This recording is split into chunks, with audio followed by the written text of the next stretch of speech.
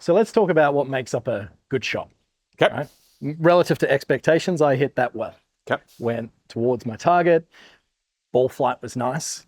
And there are quite a few variables that make up ball flight. Yep. Start line and also curvature. What is a section of the golf swing that every player at home, no matter what, can analyze through basic form of feedback of mirror or video that can have a huge influence on changing the direct outcome of start line and ball flight? Start position. Dead simple. So basically, start position achieves two things for the player and the coach, in that it provides the player access to correct impact geometry or appropriate impact geometry and appropriate movement options. Now, that's not to say that the player is going to choose to use those options, but the reality is your start position plays a large part in dictating where the club is in space at impact. And it's worth stressing this, again, for coaches and players, that if you have an inappropriate start position, so we're going to use an example of the guy that's got the ball way forward, he's swinging way across it with no attack angle, right? So if I get you to move appropriately and don't change that, you literally will not hit the golf ball, okay? So asking players to make a movement change with a start position that isn't allowing it is absolutely pointless. Make sure where you start corresponds with where you want to move. Simple. Let's talk specifically about ball position for this one. So let's assume I've got a stock ball position here. One club head inside lead foot. I've got a 8-iron in my hand just forward of center. Right? For a reference for those at home, let's say it's directly underneath my left ear at address. And if I was to make a centered pivot to the top, what would we see, all things being equal, happen as a result of start line and curvature, assuming the face and path? Well, if you've got a zero swing direction, which you've pretty much set up to achieve there, you're going to produce a downward strike. The path will be to the right. And then if the face is in between those two, you'll produce a push draw. Now, we can take that to the next level. If you have 95 miles an hour with your 7-iron and you're creating 132 miles an hour ball speed and you're launching it at 17 degrees, that's going to carry 170 meters, okay? If you can impact correct, there is no doubt about the outcome. No doubt.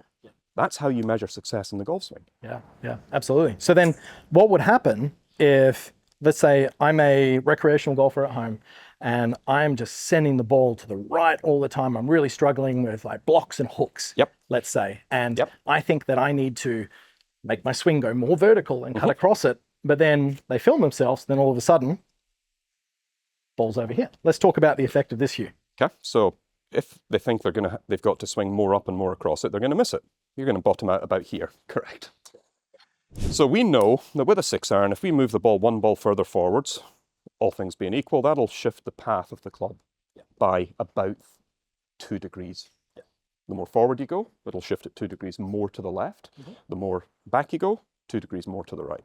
That's pretty significant. I think a great visual for this, just to demonstrate this for the players at home, in a simplistic manner, is to understand that the club is always arcing around. A lot 100%. Of players don't, this is an exaggeration, but don't have the concept embedded that the golf club works on an arc. So for example, it's not a straight line game. Exactly. The more that this golf club moves around my body, let's say the ball position is further back relative to this one, you can see how that golf club would come into impact and strike the ball earlier in its journey with the exact same swing than it would if the ball position was 100%. Over there. That one is probably going to strike the ground with a steeper angle attack. That one will be shallower. Everything is pointing to the right here, pointing to the left here. Your path is now arcing left. Path is now moving to the right. So why don't I just hit one with the ball back? And we saw where my ball at the beginning started. And I'm going to move this back on the inside of my right heel. And I'm just going to react to the ball position. I'm not going to change my swing. No, I want you to put your swing on it. So we would expect that to do what? Start to the right and curve back to the left. Okay. What about the trajectory? It felt the golf club coming into the golf ball felt like it was steep. Generally going to see it launch a little bit lower. 100%. Now do the opposite. I'm going to move this outside my front foot. This one looks probably common to a lot of players. Open shoulders, open hips. Started left a lot higher, fade back. Correct. I did not change anything. Your intent golf swing wise is exactly the same. Okay. So if we're going to stress start position, we've got to understand that there are no absolutes here. We talked about swinging your own swing. Where you choose to start is going to be basically dictated by what shot shape you want to hit or how you want to shift your impact conditions. You can have it as far forward as the left shoulder, obviously going to be more height, more fade bias, or you can have it as far back as the sternum. So for any, what you call normal golf shot, they're the parameters that you can work within. And that, where you choose to position it is driven entirely by what you want the golf ball to do. Okay? If you want to hit low draws, let's not have it up under the left shoulder. Vice versa, if you want to hit high fades, putting it back here is a pretty poor idea. Yeah, yeah. And what would you say to the players that make the mental assumption that the ball's back and the face is open? Shouldn't the ball just go further right? Well, it should. I mean, all things being equal, the ball will start further right. But then, depending on the relationship between the face and the path, that will then dictate what the ball does in the air. But that, absolutely. As soon as you go back in the arc, everything shifts more to the right. Correct, correct. And would you say that this is a great drill and skill development exercise for players at home to practice on the range? Put a golf ball, what feels like in the center, I would say, as a general reference, underneath the left ear, it addresses kind of the bottom of, well, let's say a baseline zero swing direction. And then if you move the ball further back, let's say 2 or 3 balls back, just to exaggerate the feeling of what is it like to get this golf club coming in and meeting a ball that is further back than my stock starting position? 100%.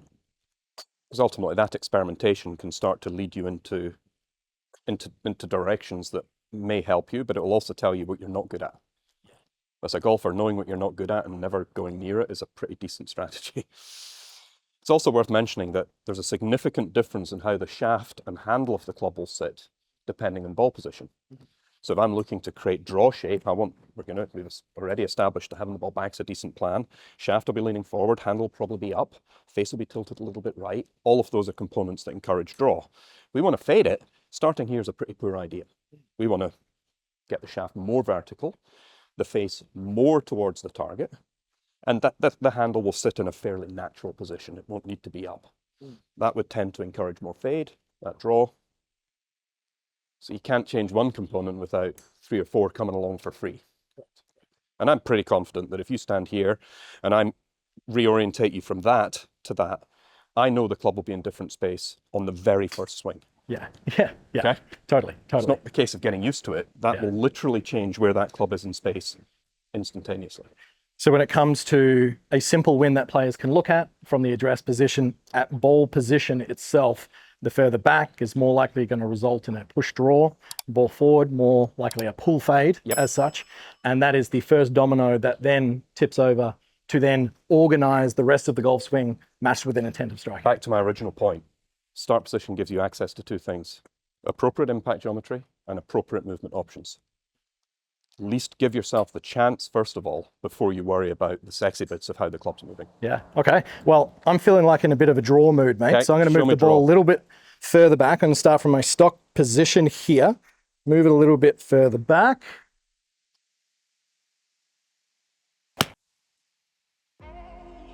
Straight away, you're able to curve it more than you normally do. I might need that. Cheers. Done.